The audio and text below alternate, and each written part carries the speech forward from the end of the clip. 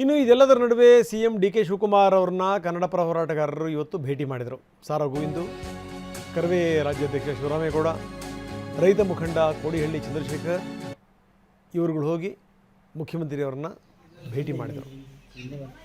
DK Shivakumar ಅವರ ನಿವಾಸಕ್ಕೆ ಹೋಗಿ ಭೇಟಿ ಮಾಡಿದ್ದು, ತಮಿಳುನಾಡಿಗೆ ಕಾವೇರಿ ನೀರು ಹರಿಸಬಾರದು ಅಂತ ಮನವಿ ಕೊಟ್ಟರು.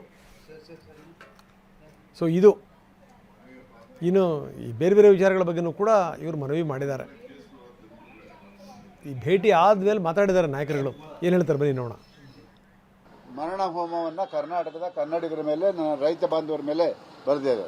ಅದನ್ನು ವಿರೋಧಿಸಿ ಇವತ್ತು ಮುಖ್ಯಮಂತ್ರಿಗಳನ್ನು ಭೇಟಿ ಮಾಡಿ ಯಾವುದೇ ಕಾರಣಕ್ಕೂ ದಯಮಾಡಿ ಕಾವೇರಿ ನದಿ ನೀರನ್ನು ತಮಿಳುನಾಡಿಗೆ ಬಿಡಬೇಡಿ ಅಂತ ಹೇಳಿ ಅವರಿಗೆ ಮನವಿಯನ್ನು ನಾವೆಲ್ಲ ಸಂಘಟನೆಗಳು ಕೂಡ ಇವತ್ತು ಕೊಟ್ಟಿದ್ದೀವಿ.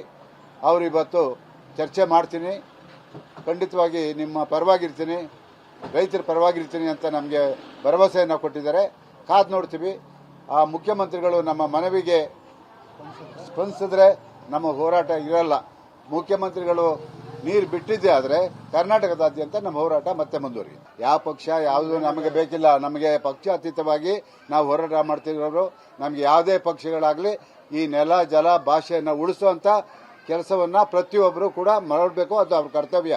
ಯಾಕೆ ಅಂತ ಹೇಳಿದ್ರೆ ಅವರು ಆರಿಸಿ ಬಂದಿರೋದೇ ಈ ನಾಡಿನ ಹಿತವನ್ನು ಕಾಪಾಡೋದಕ್ಕೆ.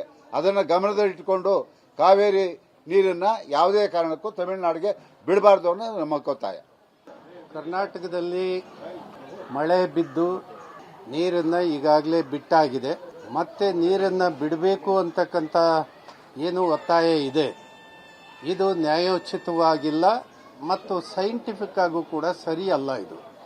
ಯಾಕೆ ಅಂದರೆ ನಮ್ಮದು ಕಬಿನಿಯಲ್ಲಿ ನೀರು ತುಂಬಿದೆ, ನೀರು ಬಿಡಬೇಕು ಅನ್ನೋದಾದರೆ ಅದೇ ಅಟ್ ಎ ಸೇಮ್ ಟೈಮ್ ಭವಾನಿಯಲ್ಲೂ ತುಂಬುತ್ತಲ್ಲ, ಭವಾನಿಯಲ್ಲೂ ನೀರಿರುತ್ತೆ, ಪಾಲಾರ್ನಲ್ಲೂ ನೀರಿರುತ್ತೆ, ಗ್ರ್ಯಾಂಡ್ ಅಣೆಕಟ್ಟೆಗೆ ಇದೆಲ್ಲ ತುಂಬಿದ ನೀರು ಅಲ್ಲೋಗಿ ಶೇಖರಣೆ ಆಗುತ್ತೆ.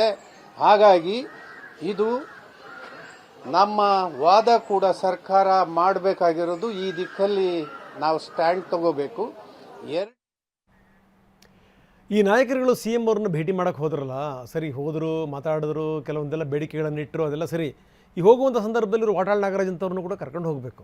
ಯಾಕೆಂದರೆ ಹಿರಿಯ ನಾಯಕರು, ಹೋರಾಟದ ಮುಂಚೂಣಿಯಲ್ಲಿರುವಂಥವ್ರು, ಈ ಇಳಿ ವಯಸ್ಸಲ್ಲೂ ಕೂಡ ಅವ್ರ ಉತ್ಸಾಹ ಇದೆಯಲ್ಲ, ಅದನ್ನು ಮೆಚ್ಚಬೇಕು. ಆದರೆ ಅವ್ರನ್ನ ಬಿಟ್ಟು ಈ ಮತ್ತೊಂದು ಜನ ಹೋಗ್ಬಿಟ್ರೆ ಹೆಂಗೆ? ಸೊ ಇದು ಸಂಗತಿ. ಹೋಗಿ ಮುಖ್ಯಮಂತ್ರಿಗಳ ಹತ್ರನೇ ಹೋಗಿ ಇವರೆಲ್ಲ ಮಾತಾಡಿದ್ರಲ್ಲ, ವಾಟಾಳ್ ನಾಗರಾಜ್ ಅವ್ರನ್ನೂ ಕೂಡ ಕರ್ಕೊಂಡು ಹೋಗಿದ್ರೆ ಅದಕ್ಕೊಂದು ತೂಕ ಇರ್ತಾಯಿತ್ತು.